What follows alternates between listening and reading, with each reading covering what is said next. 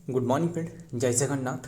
तो आइए आज की इस वीडियो में 4 नवंबर यानी 4 नवंबर 2025 की जो भी करंट अफेयर है, जो भी इम्पोर्टेंट क्वेश्चन है वो हमने डिस्कस करने वाले हैं। आज बहुत ही इंपॉर्टेंट क्वेश्चन रहे, बिना टाइम वेस्ट करे आइए देखते हैं जो भी बातें रहे। फर्स्ट क्वेश्चन आपके सामने रहे। सभी को पता ही होगा रोहन बोपन्ना किस खेल से संबंधित रहे, वो टेनिस प्लेयर है। सभी को पता ही होगा ना। Option C is the right answer, tennis player. हाल ही में जो कि इन्होंने अनाउंसमेंट मतलब इनकी रिटायरमेंट की जो कि अनाउंसमेंट करी है and he is related to his sport, वो तो टेनिस प्लेयर है। ध्यान में रखिएगा रोहन बोपन्ना। एंड इनकी जो एक साथी रहे वो है मैथ्यू ऑब्डेन, है ना, मैथ्यू ऑब्डेन। वो तो साथ ही रहे, वो जो कि रिटायरमेंट की अनाउंसमेंट नहीं करी। रोहन बोपन्ना जो रहे वो अनाउंसमेंट करी है इनके रिटायरमेंट की। क्लियर इतनी सी बात। एंड ध्यान में रखिएगा टेनिस प्लेयर की रहे। एंड इन्होंने 2 टाइम्स जो कि ग्रैंड स्लैम ओन करी है, 2 टाइम्स जो कि इंटरनेशनल जो ग्रैंड स्लैम रहे वो ओन करी है। एक तो रहे फ्रेंच ओपन, कौन सी ओपन करिए ओन करिए, वो है फ्रेंच ओपन जो कि 2017 में फ्रेंच ओपन एक मिक्स्ड इवेंट में वो ओन करी थी, मिक्स्ड इवेंट में, है ना, जो मिक्स्ड डबल था। एंड और एक जो कि 2024 में, हाल ही में इनके बारे में हमने डिस्कस करी थी। 2024 में वो ऑस्ट्रेलियन ओपन, जानते हो ना। टोटल जो कि ईयरली एक तो रहे फ्रेंच ओपन रहे, पहले जो कि ऑस्ट्रेलियन ओपन ऑब्जर्व करवाई जाती है, ऑस्ट्रेलियन ओपन। एंड इसके बाद French open, Wimbledon open and US open, है ना, यूएस ओपन। फिर जो यूएस ओपन या ऑस्ट्रेलियन ओपन है ना, ये दोनों के दोनों ऑस्ट्रेलियन ओपन दोनों के दोनों हार्ड कोर्ट में होती है। फ्रेंच जो रहे वो क्ले कोर्ट में, एंड जो विम्बल्डन ओपन रहे वो ग्रास कोर्ट में। क्लियर इतनी सी बात ध्यान में रखना। तो ये जो ऑस्ट्रेलियन ओपन ओन करी थी ना 2024 की बात जो रहे वो आपको पता ही हुआ। इनकी जो एक साथी थे वो था मैथ्यू ऑब्डेन, है ना, मैथ्यू ऑब्डेन के साथ। क्लियर। अभी के टाइम में हाल ही में जो कि इनकी रिटायरमेंट की इन्होंने घोषणा करी है, बस यही ध्यान में रखना। ग्रैंड स्लैम जो कि चैंपियन से रोहन बोपन्ना अनाउंस जो कि retirement from the professional tennis India जो कि 2 times grand slam winner Rohan Bopanna announce his retirement from the professional tennis today and bring the end of his जो कि 20 ईयर लॉन्ग सेलिब्रेटेड के बाद कैरियर के बाद जो कि इन्होंने ये रिटायरमेंट की घोषणा करी है। नंबर 2 क्या है, डिक्शनरी.com। ध्यान में रखना, इंपॉर्टेंट क्वेश्चन है।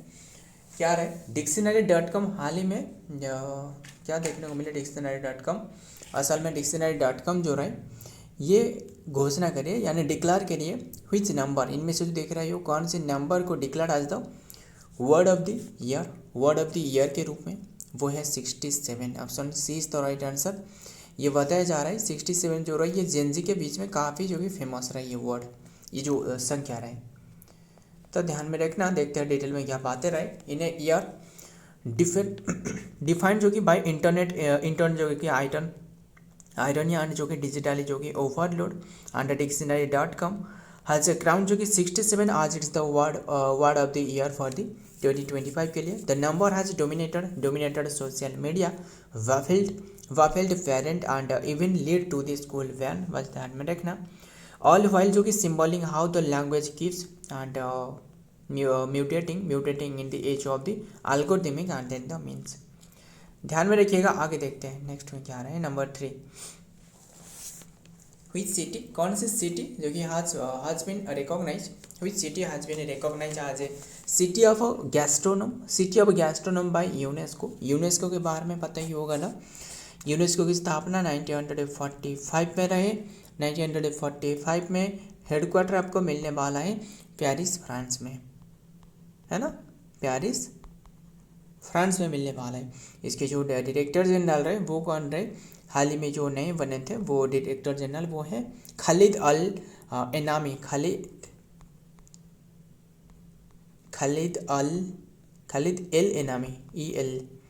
एल एनामी वो बने थे। ध्यान में रखना, एनामी खालिद एनामी। तो बात करें किसके बारे में, यूनेस्को जो कि रिसेंटली जो कि कौन सी सिटी यानी इंडिया की जो कौन सी सिटी रहे पता ही होगा, जो हाल ही में जो 30 अक्टूबर को ऑब्जर्व करवाया गया था जो सिटी डे के रूप में, है ना, जो नेशनल यूनिटी डे भी ऑब्जर्व करी जाती है। एंड पता ही होगा नेशनल यूनिटी डे जो सरदार वल्लभ भाई पटेल है इनकी जन्म जो तिथि रहे इससे डेडिकेटेड है ना। सरदार वल्लभ भाई पटेल, यानी जो वल्लभ भाई पटेल को सरदार की टाइटल किसने दी थी? वो महात्मा गांधी, जानती हो ना। कौन सी, किसके लिए? जो कि वर्दोली सत्याग्रह के लिए। 1928 की बात है जब वर्दोली सत्याग्रह देखने को मिली। काफ़ी बातें है असल में 1978, असल में इसकी जो शुरुआत 1925 से हो चुकी थी, ध्यान में रखिएगा। बट 1925 में जो कि शुरुआत हो चुकी थी, और 1928 में जो कि ये सबसे ज़्यादा चर्चा में आई, ध्यान में रखिएगा। तो वो तो अलग रहे, 1928 जब सरदार पटेल ने ये लीड करी वर्दोली सत्याग्रह, जो कि इन्होंने लीड करे थे। तो ध्यान में रखना, ये कौन से शहर को जो कि सिलेक्टेड करवाया गया, गैस्ट्रोनॉमी जो कि यूनेस्को क्रिएटिव सिटी जो कि नेटवर्क 2025 में क्रिएटिव सिटी नेटवर्क। अब तक जो कि टोटल जो कि यूनेस्को जो सिटी रहे, वो यूनेस्को ने जो कि सिटी को इंक्लूड करी है नेटवर्क में, जो कि क्रिएटिव सिटी के लिस्ट में। एंड इनमें से टोटल जो कि 9 रहे, इंडिया की बात कर रहे हैं, इनमें से अभी के टाइम में लखनऊ को सिलेक्ट करवाया गया। ऑप्शन बी इज तो right answer, Lucknow. Clear. Total बात करें इंडिया के कितने सिटी रहे, वो तो 9 रहे, अभी हमने डिस्कस करी। एंड फास्ट जो था ना, फास्ट कौन था? वो था जयपुर। Clear, Jaipur and Varanasi. कौन सी ईयर में पूछ रहे हो? 2015 में, ध्यान में रखिएगा, 2015 में। और बात करें किसके बारे में, यही रहने देते हैं, आगे देखते हैं। फ्रॉम इट्स फेमस जो कि स्टेट फूड जो कि टू इट्स जो कि रॉयल किचन, मतलब इनके जो फेमस जो फूड रहे ना, इसीलिए जो कि गैस्ट्रोनॉमी का मतलब जानते हो ना, जो फूड के लिए जो काफ़ी क्या है गैस्ट्रोनॉमी, मतलब जो फूड के बारे में काफ़ी जानकारी जिससे हो, इसे कहा जाता है गैस्ट्रोनॉमी। क्लियर, जो काफ़ी अच्छे से जो फूड बनाती है ना, इसे कहा जाता है गैस्ट्रोनॉमी। तो ध्यान में रखिएगा। एंड जो कि हिस्ट्री जो कि ट्रेडिशन जो कि लखनऊ जो कि कल्सियन आज ब्रॉडफास्ट, ध्यान में रखना, आगे देखते हैं। ये भी देख सकते हो जो 9 जो रहे, यहाँ क्या 9 लिखी गई है, 1 2 3 9 एंड 1 2 3 9 एंड 1 2 3, यस 9, ये भी 9 हो रहा है, ख़त्म। टोटल जो कि 9 सिटी को जो कि सिलेक्टेड करवाया गया, जैसे देख रहे हो जयपुर जो रहे, जयपुर पहले बार जो कि सिलेक्ट करवाया गया था, यानी क्राफ्ट फोक आर्ट जो कि फोक आर्ट जो कि के लिए सिलेक्ट करवाया गया था, ये 2015 में। एंड 2015 में। एंड वाराणसी जो कि वही 2015 में जो कि सिलेक्ट करवाया गया था म्यूजिक के लिए। चेन्नई जो कि म्यूजिक के लिए 2017 में। मुंबई जो कि फिल्म के लिए 2019। हैदराबाद जो कि गैस्ट्रोनॉमी के लिए 2019। देखिए हैदराबाद एंड जो कि और क्या रहे, हैदराबाद एंड ये दोनों प्लेसेस लखनऊ जो कि गैस्ट्रोनॉमी के लिए सिलेक्ट करवाए गए, ध्यान में रखना। 2019 में ये हैदराबाद एंड क्राफ्ट जो कि फोक आर्ट रहे, इसके लिए श्रीनगर 2021 में। ग्वालियर जो कि म्यूजिक के लिए 2023। ग्वालियर एंड ये दोनों के दोनों 2023 में सिलेक्ट करवाया गया था। लिटरेचर के क्षेत्र में कोझिकोड यानी जो केरला में रहे। क्लियर, इतनी सी बात। लखनऊ तो ये उत्तर प्रदेश में रहे गैस्ट्रोनॉमी के लिए, ध्यान में रखना, ये डिटेल भी याद रखिएगा। नंबर 4 देखते हैं।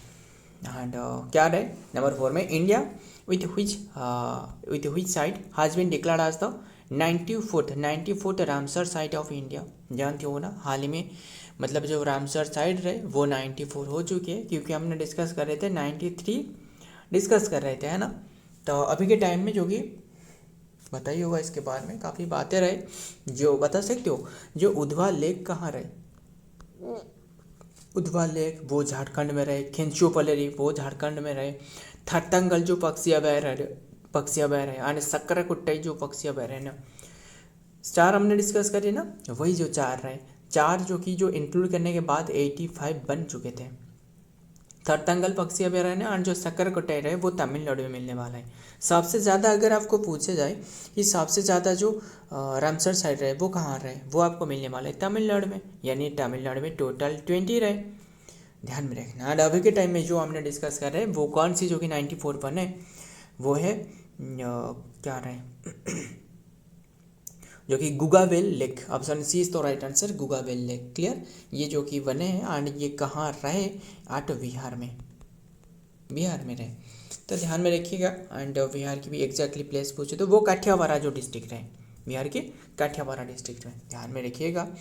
एंड बिहार की काठियावाड़ा डिस्ट्रिक्ट। और भी ध्यान में रखना, जो हमने डिस्कस कर रहे थे ना, जो बिहार की दोनों प्लेसेस जो कि पता ही होगा, बिहार की जो दोनों प्लेसेस जो गोकुल वाटर रिजर्व यानी जो वाटर जलाशय रहे, जो गोकुल रहे, गोकुल जलाशय जो बक्सर डिस्ट्रिक्ट में रहे, है ना, बक्सर डिस्ट्रिक्ट में। एंड और क्या रहे, बक्सर डिस्ट्रिक्ट में। एंड जो कि उदयपुर लेक आपको पूछे तो वो आपको मिलने वाला है चंपारण डिस्ट्रिक्ट में। उदयपुर डिस्ट्रिक्ट वो चंपारण डिस्ट्रिक्ट में, ये दोनों जो कि बिहार में रहे, हाल ही में जो कि इंक्लूड करवाया गया था यूनेस्को में, है ना। एंड ध्यान में रखिएगा अभी के टाइम में बिहार की टोटल यूनेस्को पूछे तो 6 रहा है, यानी इन्हें जो कि बिहार तीसरी पर बन चुके हैं। रहने देते, काफ़ी बातें रही इसके बारे में भी। एंड ध्यान में ये भी जानते हो ना, जो रामसर साइट कन्वेंशन है कौन से ईयर में साइन करवाया गया था जानते हो ना। ईरान की एक शहर रहे, इसका नाम रामसर है, ये साइन करवाया गया था 1971 में। रामसर कन्वेंशन वो साइन करवाया गया था 1971 में।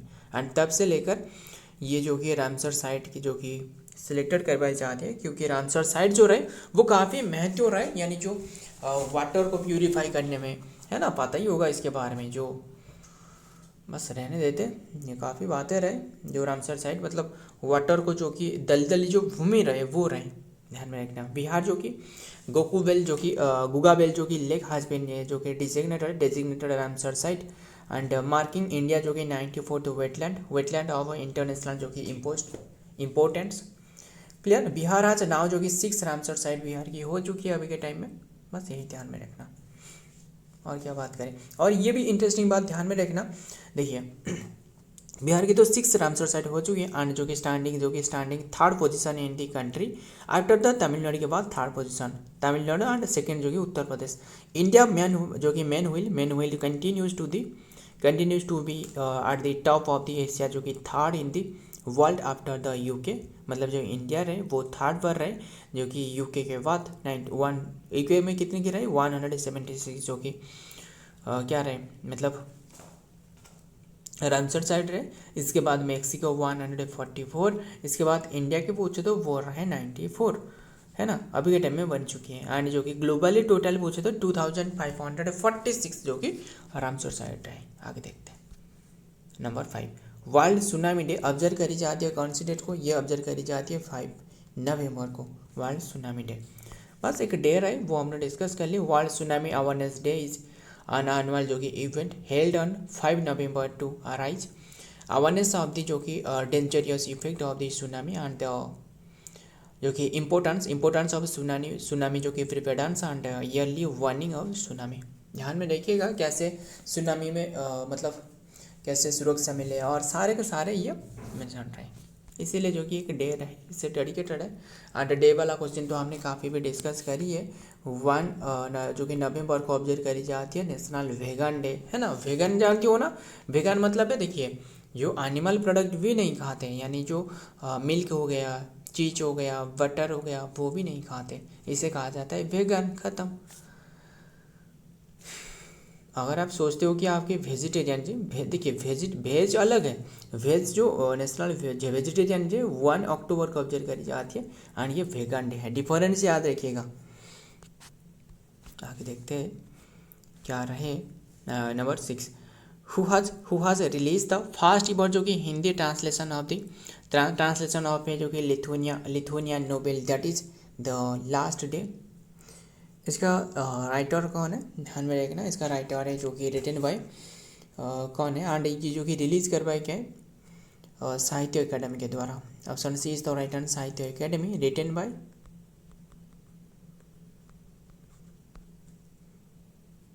रिटन बाय कौन रहे वो है जो कि जारोस्लो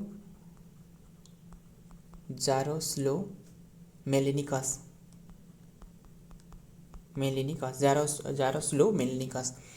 ध्यान में रखना इन्होंने जो कि ये लिखी है बुक, बस ध्यान में रखना। एंड इनकी जो ये बुक रही है ट्रांसलेट करी है किसने, ट्रांसलेट करी जो कि doctor Poonam Tiwari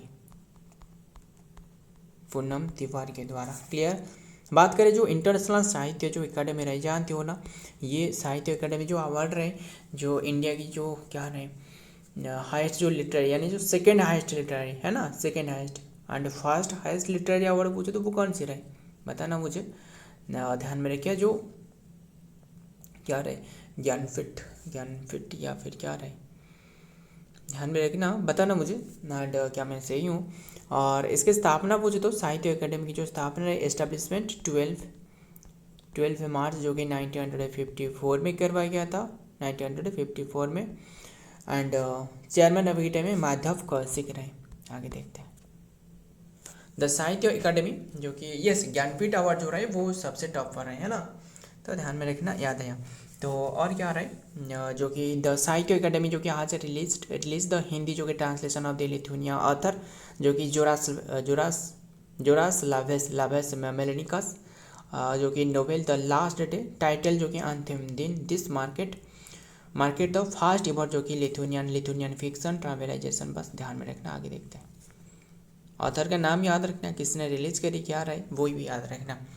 what is the India fast defence जो कि defence elective vehicle, what is the India fast defence जो कि इलेक्टिव व्हीकल, ये है अभी के टाइम में रिसेंटली ये रिलीज करवाया गया। Option D is the right answer, Veera EV. मतलब असल में ये इंडियन आर्मी में डिप्लॉय नहीं करवाया गया क्योंकि ये काफ़ी जो टेक्नोलॉजी रहे ना इतना इम्पोर्टेंट, इतना फास्ट भी नहीं है। जब ये सारे के सारे डेवलप करवाया जाएगा तभी ये इंक्लूड करवाया जाएगा। इसका नाम रहे Veera EV, clear, electric vehicle, EV मतलब है इलेक्ट्रिक व्हीकल, ध्यान में रखना। एंड और ये जो वीरा ईवी रहे ना असल में एनी ऑफ द कंडीशन, यानी कोई भी कंडीशन, मान लो जो दलदली भूमि हो गया या फिर जो क्या रहे जो ध्यान में रखना जो क्या रहे डेजर्ट एरिया हो गया एंड फॉरेस्ट एरिया हो गया एंड पहाड़ी इलाका हो गया, वहाँ भी ये चल सकता है, यही है। एंड ये बिल्ड करवाया गया है जो कि फ्राबिंग डायनामिक, आगे देखते हैं, ये रहने देते हैं। फ्राबिंग जो कि डायनामिक देख रहे हो, फ्राबिंग जो कि वीरा ईवी इंडिया फास्ट जो कि इंडिजिनियस जो कि electric military vehicle, offers stealth जो कि हाई मोबिलिटी। स्टील्थ का मतलब जानते हो ना, बता ना, जो स्टील्थ फ्रिगेट रहे है ना, एंड जो कि unsustainable and sustainability for the defense use and built under the Atmanirbhar Bharat and initiative. It makes the major steps toward the self-reliance and the innovation in India defense technology. क्या मुझे बता सकते हो जो क्या मुझे याद आ रहा था अभी, जो सस्टेनेबिलिटी गोल रहे कितने के रहे, क्या क्या मुझे बता सकते हो? काफ़ी बार हमने डिस्कस किए, मतलब कितना बार भी हमने डिस्कस करे, बहुत ही बार डिस्कस करिए, है ना। तो बता दूँ क्या आपको, देखिए जल्दी कवर कर लेते। हमने जो ट्रिक याद रखी वही आपको बता रहा हूँ, लिखना ही ना हो, बता रहा हूँ एक एक करके, ध्यान में रखना। हमने ऐसे ही याद रखी, PEG पेग, है ना, पेग हो गया, PEG पेग, और EGG पेग एग, और इसके बाद आदि ADI पेग एक, आदि इसरो, इसके बाद क्या रहे, इसरो और ब्लिप। देखिए जल्दी कवर कर लेते हैं। P मतलब है पॉवर्टी, E मतलब है जो कि मतलब इराडिकेशन ऑफ जो कि हंगर को जो कि दूर भगाना, G मतलब है जो कि गुड हेल्थ के बारे में, तो E मतलब है फिर जो कि एजुकेशन हो गया, G मतलब है क्या है जो कि जेंडर इक्वालिटी, फिर और एक G मतलब क्या है गुड सैनिटाइजेशन, एंड A मतलब क्या है अफर्मेशन अफोर्डेबल जो कि क्लीन एनर्जी रहे, ध्यान में रखना। ये मतलब है affordable of the clean energy, सारे के सारे सभी को क्लीन एनर्जी मिले। एंड डी मतलब है जो कि डिसेंट वर्क, है ना। एंड आई मतलब है इंडस्ट्री, आई मतलब ये 9 पर हो गया ना, जानते हो ना, इंडिया जो कि इंडस्ट्री के मामले में इंडिया जो कि 9th पर रहे, वो भी 9th पर रहे, ये भी 9 है, क्लियर। तो एंड जो कि क्या रहे, बस यही रहने देखे। एंड आई पर क्या हो सकता था, इनइक्वालिटी हो सकता है, इनइक्वालिटी हो गया। एंड एस पर क्या आ रहा है जो कि सस्टेनेबिलिटी सिटी हो गया, है ना। एंड आर पर क्या आ रहा है, आर पर जो कि रेस्पॉन्स जो कि कंज्यूमशन, एंड ओ पर क्या आ रहा है जो कि क्लाइमेट, क्लियर, ध्यान में रखिएगा। एंड और क्या डिस्कस करें, जो बी पर क्या रहे, बी पर जो कि लाइफ बिलो वाटर रहे, एल फॉर लैंड रहे, एंड आई फॉर जो कि इंस्टीट्यूशन जो प्रोसिक्योर रहे, है ना, एंड प्रोसेस जो रहे, एंड एफ फॉर क्या रहे जो कि फोकस रहे यानी गोल रहे। अगर आपको 17 जो सस्टेनेबिलिटी गोल रहे वो क्या रहे पूछे तो वो गोल रहे, गोल के बारे में, क्लियर, सारे के सारे ध्यान में रखना। आगे देखते हैं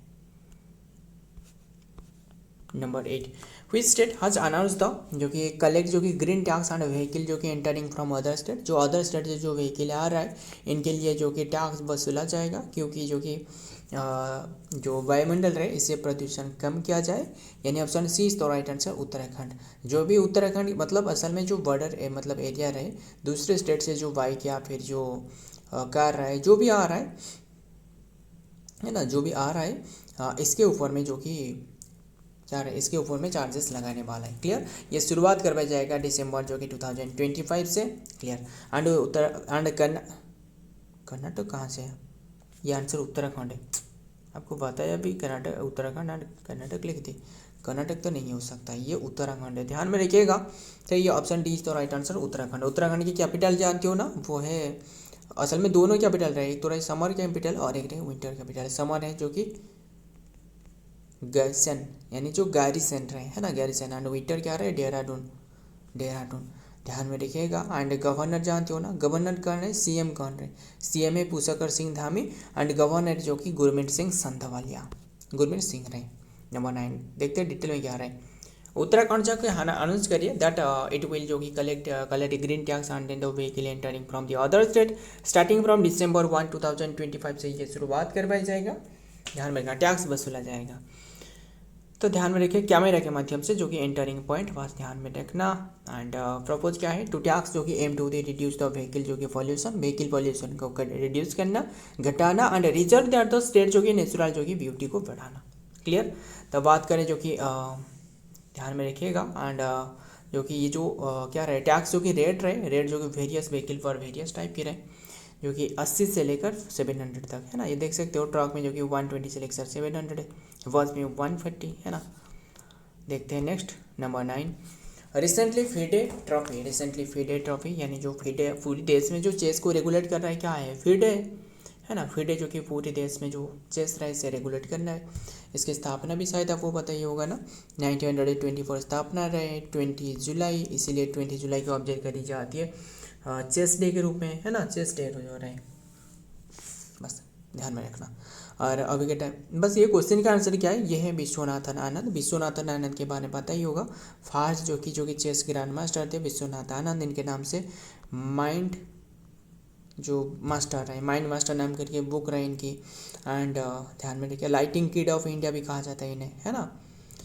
यही रहने देते हैं, काफ़ी बातें रहे। एंड हेडक्वार्टर, ये जो फीडे की हेडक्वार्टर जानते हो ना, हेडक्वार्टर को मिलने वाला है लुसाने स्विट्जरलैंड में, लुसाने स्विट्जरलैंड। क्लियर, आगे देखते हैं। द फीडे जो कि वर्ल्ड कप ट्रॉफी एंड हज जो कि बिन ऑफिशियली रीनेम आज द विश्वनाथ आनंद जो ट्रॉफी रहे इनके नाम से ऑनर करवाया गया है। अब दिल्ली के जो कि लेजेंडरी जो कि इंडियन ग्रैंड मास्टर, ध्यान में रखिएगा, इनके नाम से रहे। And grand master and then जो 5 जो कि टाइम जो कि चैंपियन रह चुकी है। आगे देखते हैं number 10 last question and then session end करते हैं। Which state recently declare literacy आज से जो कि नोटिसेबल डिजीज जो क्या रहे डिक्लेयर करिए, कौन से स्टेट रिसेंटली डिक्लेयर करिए लिटरेसी जो रहे ना, वो जो कि लिटरेसी तो नहीं तो लिपोरेसी हो सकता ना, लिटरेसी क्या से होने वाला है, लिपोरेसी, लिपोरेसी को डिक्लेयर करिए जो कि नोटिसेबल जो कि डिजीज ये है महाराष्ट्र में। Option A is B is the right answer Maharashtra. देखते हैं इनके बारे में। इन्हें जो इन्हें डिसीव जो कि move to the strength and then the digit surveillance and जो कि एलिमिनेटिंग लिपोरेसी। एंड ध्यान में रखिएगा महाराष्ट्र जो कि महाराष्ट्र गवर्नमेंट जो कि आज ऑफिशियली डिक्लेयर लिपोरेसी बस ध्यान में रखना डिजीज के रूप में, नोटिफाइबल डिजीज। सो फ्रेंड आज की ये कंटेंट है। अगर वीडियो पसंद आए तो वीडियो को लाइक करना है, दोस्तों के साथ शेयर करिएगा। मिलता हूँ और एक वीडियो में और एक इम्पोर्टेंट एमसीक्यू के साथ, तब तक के लिए जय हिंद, जय जगन्नाथ।